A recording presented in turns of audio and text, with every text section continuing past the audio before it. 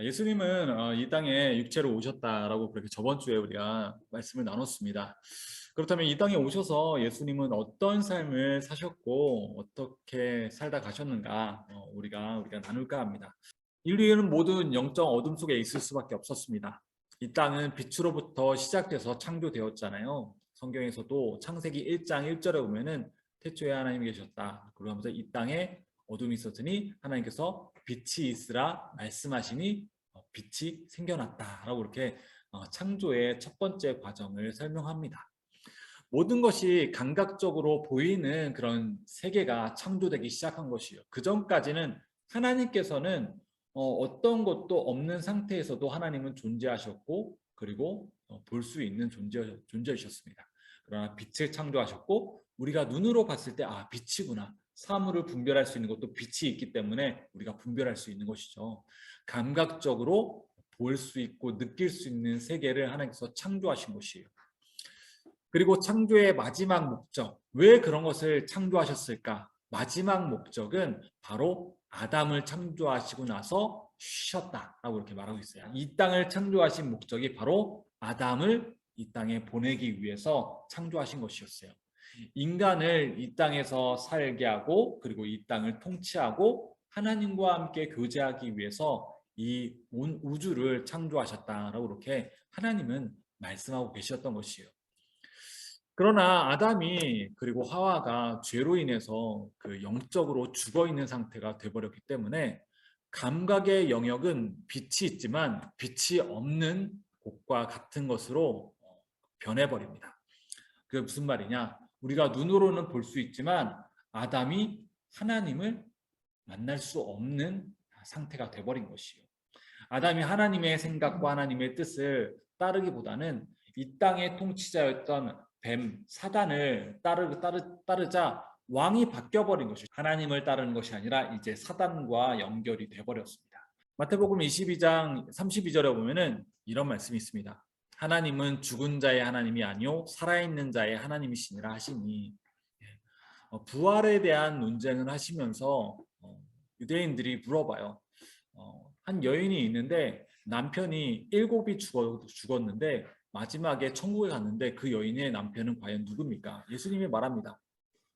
죽어서는 남녀가 구분이 없다. 결혼할 필요도 없고 그리고 어린 것이나 육체적으로 어린 것이나 그리고 큰 것이나 다 소용이 없다. 그런 것이 상관이 없게 된다. 그렇기 때문에 그 논쟁은 중요한 게 아니다. 그러면서 아브라함의 하나님, 이삭의 하나님, 야곱의 하나님이라고 말하지 않냐. 그러면서 이런 얘기를 하신 것입니다. 하나님은 죽은 자의 하나님이 아니고 살아있는 자의 하나님이시다. 아브라함과 이삭과 야곱이 죽었냐라고 묻는 겁니다. 유대인들은 헷갈리는 것이죠. 아브라함과 이삭과 야곱은 죽었는데 죽었다라고 하기에는 죽었다라고 말하면은 분명히 하나님의 옆에 살아있다라고 우리는 고백하는 것이고 그런 것이죠. 그들이 고백하는 아브라함의 하나님, 이삭의 하나님, 야곱의 하나님, 살아있는 존재처럼 여겨진 것처럼 하나님은 죽은 자의 하나님이 될 수 없다라고 예수님께서 가르쳐 주는 것입니다. 우리는 여기서 더 끌어와서 이렇게 이해할 수 있는 것이요. 우리가 영적으로 죽어 있는 상태, 예수님을 영접하지 못하고 예수님을 믿지 않는 그런 상태에서는 하나님을 알고 싶어도 알기가 너무 힘든 것입니다. 성경에서도 그렇게 얘기하고 있어요. 여러분의 주변의 사람들을 보세요. 하나님, 예수님에 대해서 알고 있는 친구면은 하나님에 대해서 금방 알 수 있어요. 하지만 예수님에 대해서 영접하지도 알지도 못하는 사람들에게 하나님에 대해서 아냐고 물으면은 하나님이 어떤 분이신지 알 수가 없는 것이에요. 예수님을 통해서 우리가 살아있는 존재가 될 때 그제서야 하나님을 알게 되는 것입니다. 예수님은 그 역할을 하기 위해서 오신 것이에요. 하나님의 진짜 우리를 얼마나 사랑하시는지에 대해서 알게 해주시기 위해서 이 땅의 중간의 역할로 하나님과 인간의 중간, 하나님의 신성을 가지면서도 인간의 육체를 가진 우리와 연결될 수 있는 연결점으로 오신 것입니다. 할렐루야. 네, 요한복음 10장 10절에 보면은 이런 말이 있습니다. 그 안에 생명이 있으니, 예수님 안에 생명이 있으니 이 생명은 사람들의 빛이다라고 말하고 있습니다. 예수님의 생명이 죽음으로 인해서 어둠 속에 머물러 있을 수밖에 없었지만 빛으로 오셨다라고 이렇게 말씀하고 있습니다. 예수님은 빛으로 오셨습니다. 빛은 무엇입니까? 이 불빛이 다 꺼졌을 때는 어떤 사물이 있는지 알 수 없습니다. 그러나 전등 스위치가 딱 켜졌을 때 예수님을 영접하는 순간 나에게 있어서 하나님의 사랑과 하나님의 뜻이 무엇인지 쫙 볼 수 있는 것이에요. 말씀을 읽을 때 그전까지는 이게 무슨 말씀이지? 이해도 되지 않았지만 하나님의 뜻과 하나님의 사랑이 내 안에 딱 왔을 때 영접하는 순간 그 사랑으로 성경책을 펴고 세상을 봤을 때 하나님이 날 이렇게 사랑하시구나. 하나님이 내게 이 많은 것을 주셨구나 라고 이렇게 알게 되는 것입니다. 바로 빛의 역할로 예수님께서 오신 것이 예수님은 이 땅에 오셔서 어떤 삶을 사셨을까요? 예수님이 이 땅에 태어났을 때 영광스러운 장면을 우리가 많이 상상하고 이미지를 가지고 있을 수 있어요. 왜냐하면 성탄절 때 우리가 아기 예수가 탄생한 장면을 여러분 기억하시나요? 그런 그림을 보신 적 있나요? 어때요? 성경에 처음 그 예수님이 태어나신 장면을 볼 때 말이 먹던 말구유, 말밥통에 예수님이 아기 예수가 누워주셔 있고 마구간이었어요. 우리가 지금 시골에 가면 마구간을 여러분 상상해 보면은 앞뒤가 다 막혀 있지만 그 당시 마구간은 앞뒤가 다 뚫려 있는 데가 마구간이 있습니다. 기둥만 세워져 있고 비만 피할 수 있는데 옆에 지저분한 동물들이 있지만 동물들이 있는 데는 똥이 있죠. 똥 냄새가 풀풀 풍기고 동방박사 세 사람이 왔지만 정말로 멋진 옷을 입고 그림에는 그려져 있고 멋진 그런 왕관이나 멋진 모자를 쓰고 왔다고 그렇게 표현되어 있지만 제가 보기에는 정말로 좋은 옷을 입고 오지 않았을 것 같아요. 정말 거적대기 입고 왔을 수 있습니다. 멀리서 왔기 때문에. 얼굴은 흙으로 잔뜩 묻어져 있고 꾀재재한 모습으로 왔을 수 있습니다. 옆에서 축하해 준 사람이 천사들이 이끌어온 사람들이 목동이었습니다. 목자 몇 사람이 옆에 왔는데 그 당시 가장 하대받는 그런 사람들 중에 하나였어요. 목자들이 와 있고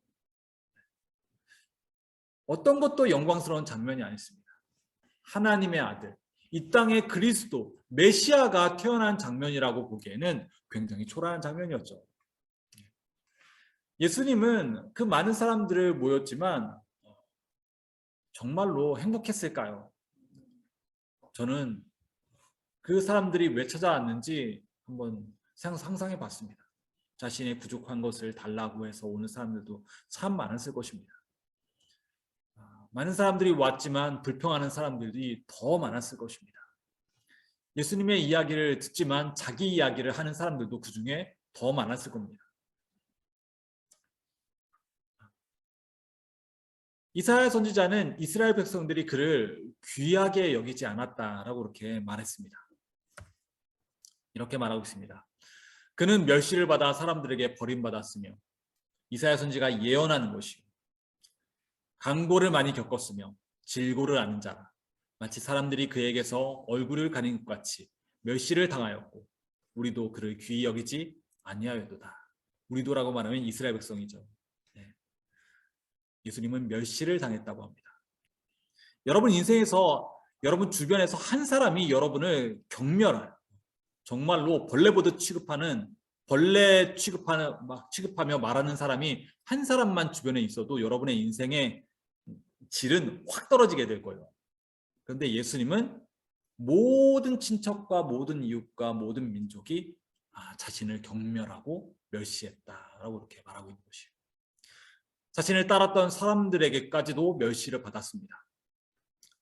여기서 보면은 간고를 많이 겪고 질고를 아는 자라고 이렇게 말하고 있어요.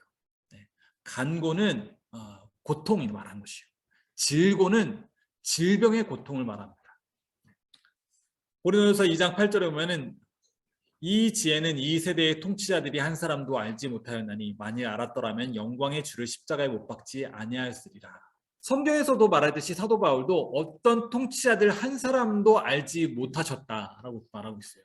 힘이 있는 사람 한 사람이라도 알고 있었다면 그렇게 십자가에서 죽을 수 없었을 것이에요. 한 사람도 예수님을 이해하거나 정확히 알지 못했습니다. 왜 그런 아픔과 고통을 담당하셨을까요? 마태복음 8장 20절에 보면 예수님께서 이르시되 여우도 굴이 있고 공중의 새도 거처가 있으되 인자는 머리둘 곳이 없다 하시더라. 예. 머리둘 곳이 없다라는 것은 베개 베고 잠잘 데가 없다라는 뜻처럼 보이지만 의지할 데가 없었다라는 것입니다. 심지어 어머니도, 육체의 어머님 마리아이도 더 이상 어머니라고 부르지 않고 여자여 라고 그렇게 부를 정도였어요. 가족과 친척도 등을 돌렸습니다. 당시의 지도자들은 박해하고 그분을 조롱했습니다. 사회에서 제거하기를 원했습니다. 그분은 추방당한 자와 비슷했습니다. 예수님은 이 땅에 왜 오셨을까요? 예수님은 철저하게 사랑을 받기 위해서 태어나신 것이 아니라 사랑을 우리에게 주시기 위해서 태어났습니다. 우리가 미움받고 우리가 추방당하고 우리가 멸시받을 것을 철저하게 대신 받기 위해서 이 땅에 오신 것입니다. 그분은 사랑을 받으려고 오신 것이 아니라 사랑할 수 없는 자에게 사랑을 주시기 위해서 오신 것입니다. 누가복음 19장 10절에 보면 인자가 온 것은 잃어버린 자를 찾아 구원하려 함이니라. 그분이 우리를 대신하여 저주받은 십자가에서 손발에 못을 박은 것은 로마 병사가 아니라 사랑 때문에 못을 박은 것입니다.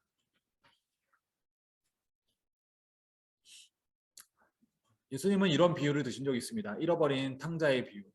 아버지가 잃어버린 전 먼 고국으로 재산을 가지고 떠난 둘째 아들을 항상 동구 밖에 길을 보면서 그쪽을 향해서 아들이 오기를 기다리고 항상 쳐다보고 있는 아버지가 있었는데, 둘째 아들이 저 멀리서 내가 우리 아버지 집에서는 타인도 이렇게 먹을 것이 많은데 나는 여기 머나먼 타국에서 머나먼 나라에서 굶어서 죽겠구나 하면서 한탄하면서 다시 아버지께로 돌아갑니다.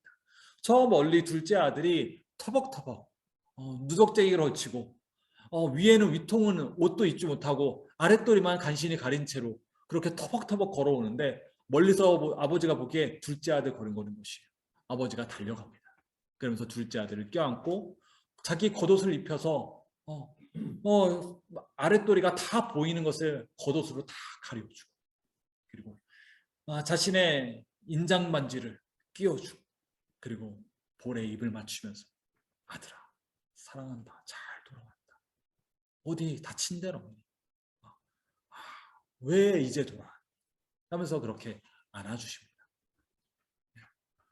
예수님도 이 땅에 그 아버지의 사랑을 표현하시기 위해서 이 땅에 오신 것입니다. 요한복음 6장 38절에 보면 내가 하늘에서 내려온 것은 내 뜻을 행하려 함이 아니요 나를 보내신 이의 뜻을 행하려 함이니라. 네, 예수님께서는 이 땅에 오신 목적이 정확하게 나를 보내신 이의 뜻을 행하기 위해서 이 땅에 오셨다라고 말하고 있습니다. 예수님은 이 땅에 오신 것은 바로 하나님의 뜻을 행하기 위해서 오셨습니다. 하나님의 뜻은 무엇입니까? 하나님은 심판의 하나님이 아니시라 사랑의 하나님으로 그 뜻을 행하기 위해서 오신 것입니다. 바로 그분이 인류를 사랑하고 책임지시기 위해서 대신 육체를 입고 그의 아들을 이 땅에 보내신 것이에요. 바로 사랑이 견디게 하셨고 사랑이 능력이기 때문에 그렇습니다. 사랑이 사탄의 왕이 군림하는 이기적인 땅에 인간을 속량할 단 한 가지 방법이고 목적이 되셨습니다. 예수님은 죄의 영역에 오셨지만 사랑으로 사셨습니다. 빛이 어둠 가운데 딱 왔을 때 어둠은 물러가고 빛이 존재하게 됩니다. 누구도 아무리 깜깜하지만 촛불 하나 들었을 때 그 방이 어둡다, 깜깜하다라고 이렇게 말하지 않습니다. 왜냐하면 볼 것을 다 볼 수 있기 때문에 그렇습니다. 그분의 삶의 방식은 사랑의 방식이셨습니다. 예수님이 이 땅에 오셨을 때 삶의 방식, 그분의 삶의 스타일이 이 땅의 방식과 달랐습니다. 유월절 율법을 지키지 않았습니다. 예수님. 율법 위에 사랑을 더 올려주셨기 때문에 그렇습니다. 안식일날 유대인들이 왜 사람을 고치죠? 그거 일하는 거 아닙니까? 그 율법에 어긋난 겁니다. 네. 안식일날 왜 당신 제자들은 왜 이삭을 걷어서 밥을 먹습니까? 그거 율법에 어긋났는데요. 사람들이 묻습니다. 예수님이 이렇게 얘기합니다. 양이 네 구덩이에 너의 양이 구덩이에 빠졌는데 안식일이라고 해서 건지지 않느냐? 너희들도 다 건지잖냐? 왜 그렇습니까? 소중하니까 건져내는 것입니다. 예수님에 있어서도 그 사람들이, 병든 사람들이 소중하고 사랑하니까 그들을 고쳤다라고 말하는 것입니다. 그러나 율법적으로는 그것은 틀린 것이었죠. 율법은 무엇입니까? 죄인으로 정죄할 수밖에 없는 것입니다. 율법에 사랑이 없었습니다. 율법은 정죄하고 죽이는 기준을 세워놓은 것이기 때문에 그래요. 세상에서는 낯선 방식이었어요. 사랑한다는 게. 많은 사람들이 사랑하고 살지만 그 사랑으로 살 수 없었기 때문에 그렇습니다. 그분은 하나님의 생각과 사랑으로 사셨기 때문입니다. 예수님은 사탄의 첫 번째 주인이 되셨습니다. 사랑이 사탄을 지배했고 사탄은 그 사랑을 이길 수가 없었습니다. 진정한 사랑이 이기심을 굴복시켰기 때문에 그렇습니다. 여러분, 이게 하나님의 뜻일까 아닐까 정말로 정말 긴가민가하고 아리송아리송하면은 이게 사랑으로 기능하는 것인가를 먼저 기준으로 삼으시면 돼요. 예수님이 사랑으로 기능하셨듯이 나도 사랑으로 기능하고 있는가를 점검해 보시면 됩니다. 예수님은 자유를 위해서 사랑으로 오셨습니다. 예수님은 최초의 자유인이셨기 때문에 그렇습니다. 하나님의 사랑을 이해하고 하나님의 사랑을 행하는 사람은 자유한 사람이 될 수 있습니다. 이 세상의 법에서 자유한 사람이 되는 것이에요. 이전에는 진정한 자유자가 없었습니다. 이 땅의 법과 이 땅의 율법에 매여 있을 수밖에 없었습니다. 죄인으로 살 수밖에 없었기 때문에 죄인으로 기능할 수밖에 없었기 때문에 자유를 알 수도 그리고 누릴 수도 없었습니다. 그러므로 아들이 너희를 자유롭게 하면 너희가 참으로 자유로우리라. 예수님이 우리를 자유롭게 놓을 수 있는 권세가 있었던 것입니다. 만약 감옥에 있는 사람이 똑같이 감옥에 갇힌 자를 용서하고 내가 당신을 용서합니다. 내가 보니까 당신은 정말 법 없이도 살 사람이고 당신이 그런 뉘우치고 있으니까는 용서합니다. 당신은 이제 죄가 없어요. 똑바로 사시기만 하면 됩니다. 그런다고 감옥에서 풀려나나요? 네, 풀려날 수 없죠. 그 감옥에 갇힌 사람을 풀려나게 하는 사람은 누굽니까? 감옥 밖에 있는 사람이 용서를 해야지 감옥에서 풀려나는 것이에요. 하나님 나라의 원리도 마찬가지, 이 땅의 원리도 마찬가지였습니다. 그래서 예수님을 이 땅에 보내신 것이죠. 대신 그 형벌을 대신 지게 하기 위해서. 대신 필요한 거 예수님을 믿고 마음으로 믿고 입으로 시인하기만 하면 되는 것이죠. 예수님은 갇힌 자를 자유케 하기 위해서 이 땅에 오신 것입니다. 그러므로 아들이 너희를 자유롭게 하면 너희가 참으로 자유로우리라. 갈라디아서 5장 13절에 말하고 있습니다. 갈라디아서는 우리에게 자유를 얘기하는 그런 편지입니다. 형제들아 너희가 자유를 위하여 부르심을 입었으나 그러나 너희 그 자유로 육체의 기회를 삼지 말고 오직 사랑으로 서로 종노릇하라. 그러니까 사도 바울은 육체의 기회, 육체를 따르는 그런 죄인의 삶을 살지 마라. 너희는 육체의 사람이 아니라 사랑으로 서로 종노릇해라 라고 말하고 있습니다. 마치 누구처럼? 예수님처럼. 예수님은 하나님을 사랑하셨고 인류를 사랑했습니다. 그렇기 때문에 너의 아버지를 사랑하고 하나님을 사랑하고 내 이웃을 내 몸과 같이 사랑해라. 이것이 첫 번째 되는 계명이다. 가장 큰 계명이다. 라면서 율법 계명을 완성시키셨습니다. 예수님은 이 땅에 사랑받기 위해 오시지 않았습니다. 사랑을 하기 위해서 오셨습니다. 그런 이유는 무엇이었을까요? 예수님 안에 넉넉한 하나님의 사랑이 있었기 때문에 그렇습니다. 예수님이 우리 안에 오신 목적도 마찬가지입니다. 세상의 사랑을 받기 위해서 우리 안에 오신 것이 아니에요.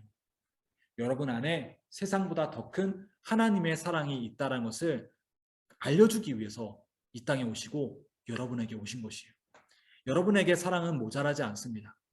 예수님은 이 땅에서 사랑을 구걸하지 않았습니다. 예수님 안에 이미 큰 하나님의 사랑이 있기 때문에 그렇습니다. 그렇기 때문에 여러분은 모든 것을 가진 자고 이 땅에 모든 것을 줄 수 있는 그런 정복자, 모든 것을 다스릴 수 있는 권한을 가진 자로 하나님께서 부르신 것입니다. 할렐루야. 오늘 예수님께서 이 땅에 어떻게 사셨는가, 이 땅에서 어떻게 보시고 사랑으로 사시고 자유를 누리고 자유를 우리에게 주시기 위해서 어떤 것을 하셨는가에 대해서 우리가 보았습니다. 예수님의 사랑으로 당신은 자유자가 되었습니다. 거절당하심과 고통과 죽음으로 여러분의 죄를 용서하셨습니다. 그리고 사랑하셨습니다. 더 이상 육체가 아닌 사랑과 영으로 기능할 수 있게 되었습니다. 할렐루야. 네, 바로 여러분이 그런 존재가 되었습니다. 우리 잠깐 기도하겠습니다.